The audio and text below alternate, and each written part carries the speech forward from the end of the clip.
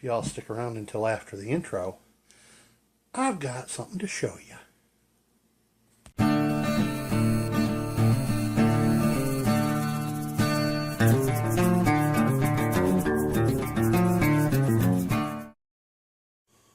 Well, boys and girls, it is time once more to think outside the box. And again, I'm thinking after the fact to put this on video. You're looking at a current project I'm working on. Yeah, this was a pie plate. Let me show you what I did to get this far. Now, since I don't have another pie plate of this size, I'm going to use a little itty bitty pie plate. Okay. First thing I did was I figured out just how high I wanted my pie plate, and I marked it on the other plate. I then took my scissors and I cut away the original rim just a little bit above where I made my mark, because I wanted some of the material left over that I could then take my forceps and bend and bend and bend to fold this down to create a lip. And you can see it's right there just above where I marked my pan. You can just barely see the magic marker line. What this has done has given me a pie plate that's just as stiff and just as strong, or stronger than it was before I cut this off. Why would I do that? What use would a shortened pie plate be? Well, I showed you how I made bannock the other day. Didn't I? Well, I have a set of cookware that I want to show you that you haven't seen from me before yet. You may have seen it from other folks, but you haven't seen me have it. This is one of the original Boy Scout set.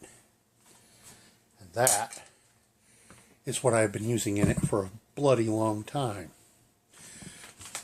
Now then, we bring in my newest replacement.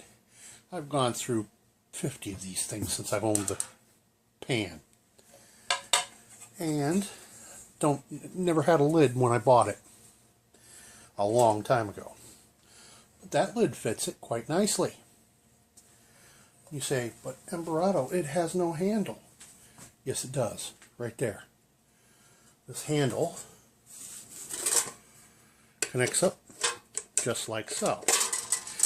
That way I can take it off while I'm baking and the handle won't get hot. Now, I also have a second pan. But I don't use this one for baking because it's got a coating on it. I'm not real sure about this brown coating. Bought this one at a tag sale a few years ago. Haven't had it nearly as long as I've had the other one. But I don't know about that coating, but guess what? The handle fits it as well. And so does my lid. Granted, the lid on this, it fits right here, just outside this indent right here. Let me put it down. It fits right here against this indent on the smaller pan, and right along this lip on the bigger pan. But in this case, one lid does both jobs. No, I won't be doing a pot cozy for these, because the only thing I use these pans for is 1 for baking and 2 for frying. And a pot cozy just wouldn't do me any good. But this is how. The nice thing is, with the handle removable the way it is, it makes the entire kit far more packable and very compact. Now I can still add stuff inside here to tote along. I normally carry this with cloth material to keep it from rattling. I just don't have it in here now to show you. And I'm trying to get my hands on a couple more of these racks, at least one more, because I've got enough room in this pan for 2, and then I could make smaller things. Maybe, I'm not sure, maybe I can get 3 in here, but I've never had more than 1. Oh, Notice my rack. The little foot, all four of them, they weren't that shape when I got this grate. They stuck straight out, kind of like this.